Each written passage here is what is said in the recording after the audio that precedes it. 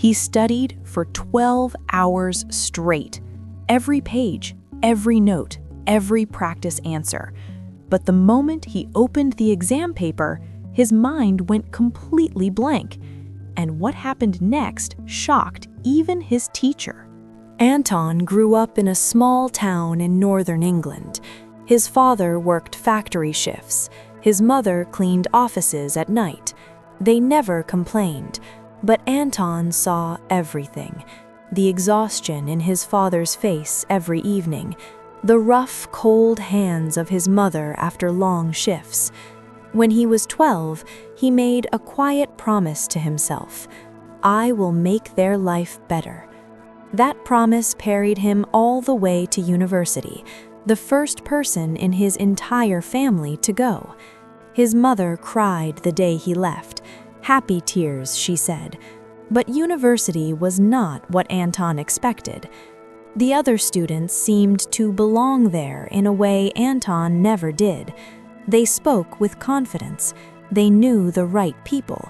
They had money for coffee every morning. Anton had a second-hand bag, a cracked phone screen, and a part-time shift at a supermarket 3 nights a week just to pay his rent. He came home tired, ate whatever was cheap, then opened his books.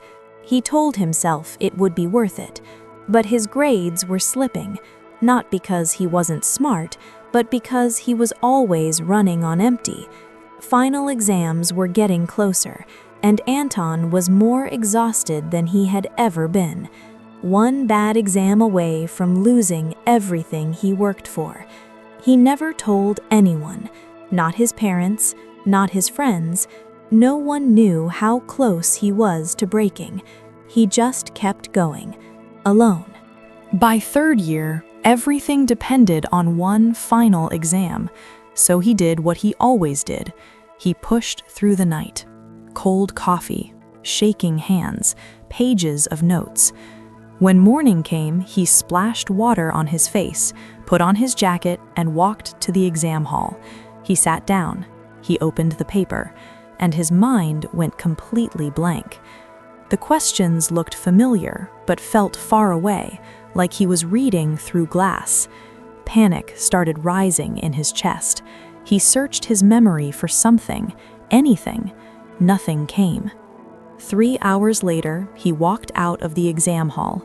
Deep down, he already knew the truth. All those years, all that work, he had failed.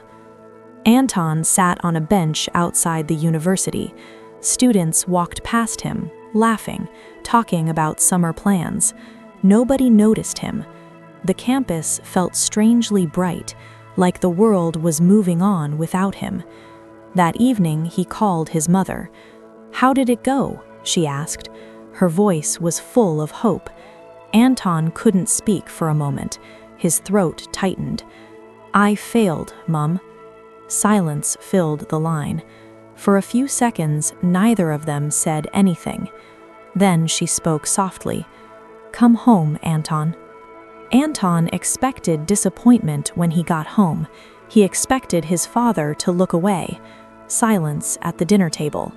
Instead, his father pulled out a chair and sat beside him. For a moment, he didn't say anything. Then he smiled slightly. "You know," his father said, "I failed my driving test 4 times." Anton looked up.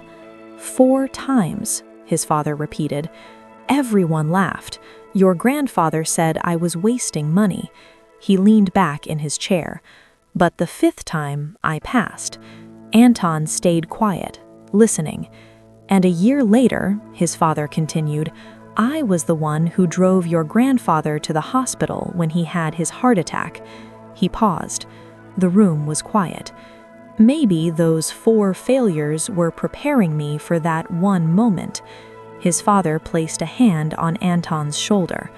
"One exam does not decide your life, son." He squeezed his shoulder gently. "Only you decide that." Anton felt something shift inside him. For the first time that day, he breathed. Anton returned to university. For the first time, he walked hesitantly into his professor's office. He hesitated outside the door. For months, he had pretended he was fine, but today, he would say it all. He told her everything: the night shifts, the exhaustion, the months of pretending he was okay. She listened carefully. He expected judgment or pity, but instead, she nodded. "Why did you never ask for help?" His throat went dry. He had no answer. For the first time, he felt relief mixed with fear. She helped him apply for a reset. She connected him with a student support program he never knew existed. He reduced his work hours. He started sleeping properly. He studied differently this time, prioritizing understanding over memorization, not harder, smarter. 3 months later, Anton sat the exam again. His mind was clear. His hands were steady. The first question was tricky. He hesitated for a moment. Then he wrote and kept going. He passed. Not with the highest grade in the room, but he passed. When he held the result in his hands, he didn't think about the students who scored higher. He thought about his mother's rough hands, his father's quiet strength, the bench where he had sat alone after failing. Every late night, every tear, every near give-up moment, all of it had led here. Anton graduated the following summer. His parents sat in the front row. His mother cried again. "Happy tears," she said, "same as always." As he walked across the stage, Anton thought of all the nights he almost gave up. After the ceremony, his father shook his hand firmly and smiled. "Fifth time," he whispered. Anton laughed, a full, relieved laugh, the kind that comes after surviving a storm.